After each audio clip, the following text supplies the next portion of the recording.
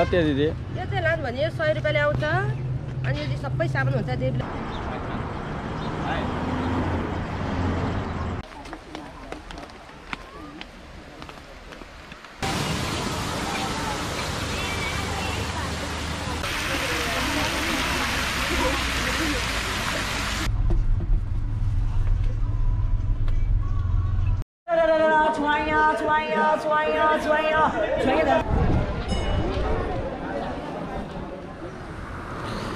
Good morning everyone.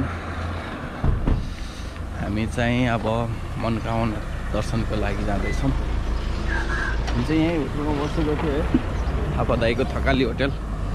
खाना पनि धेरै राम्रो थियो, हुन्छ सादा खाएको, दाम पनि लागेछ। अब हामी मनोकामनातिर 5 मिनटको बाटो है, यहाँबाट हिँड्दै जानु पर्यो।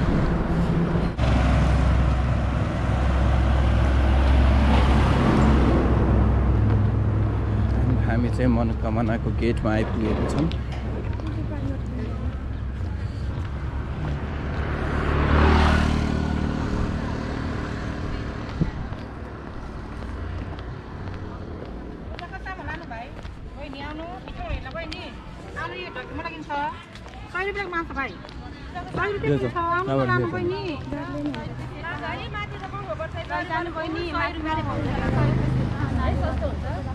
कति दिदी? यो चाहिँ लानु भने 100 रुपैयाँले आउँछ अनि यदि सबै सामान हुन्छ देवीले चढाउने सामानहरू यो चाहिँ ढक्की सुतको 500 रुपैयाँ लिन्छ। ढक्की ल्याएपछि 200 रुपैयाँ रिटर्न गरिदिन्छ। यो टोकरीको 200 रुपैयाँ डिपोजिट राख्छौँ हामीले अनि टोकरी ल्याइदिनु भएपछि फिर्ता गर्छौँ 200 रुपैयाँ। 500 रुपैयाँ राख्ने हो।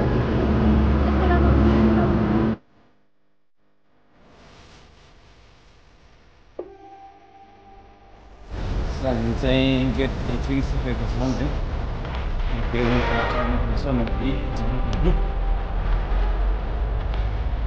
मान्छेहरू धेरै हिँड्दैछन्। आज त खासै भिड पनि हुँदैन होला, आज शिवरात्रिको दिन शिव दर्शन यस्तै हुन्छ।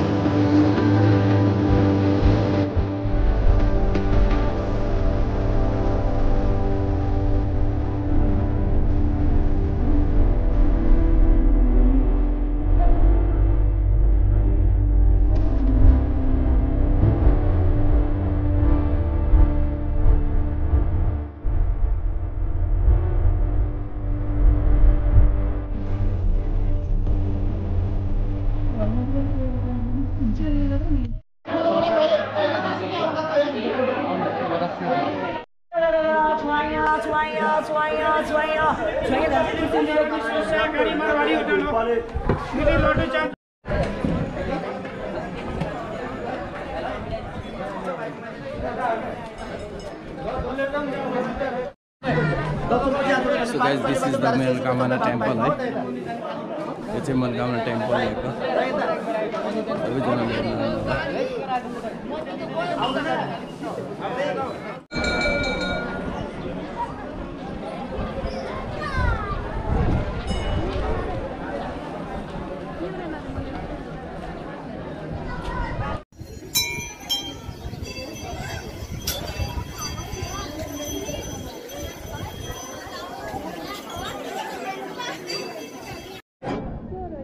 यस्तो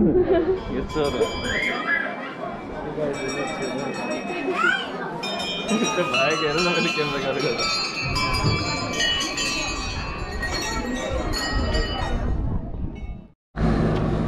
सो गाइज आज मन्दिर पनि हामी घुमेर दर्शन गरेर आइसक्यो अझसम्म आएको पनि थिएन है फर्स्ट टाइम आएको म कतिचोटि हिँड्ने होला यो बाटो कहिले झुरेको पनि थिएन है लास्टमा आज यिनीसँग आउन लेखेको रहेछ मन्दिर धेरै खुसी लाग्यो रमाइलो पनि भयो अब हामी फेरि खानसाना खाएर हामी फेरि पोखराको लागि निक्लिन्छ है हामी चाहिँ मनकामनादेखि अब निक्लिनु लागेको है पोखराको लागि 5 बजीतिर पुगिन्छ हामी थप्पा दाइको थकाली भान्साघरमा बसेको थियो है त्यही राम्रो हुन्छ खानाहरू पनि एकदमै फोन गरेको निक्लेर सिधै पोखरा जाने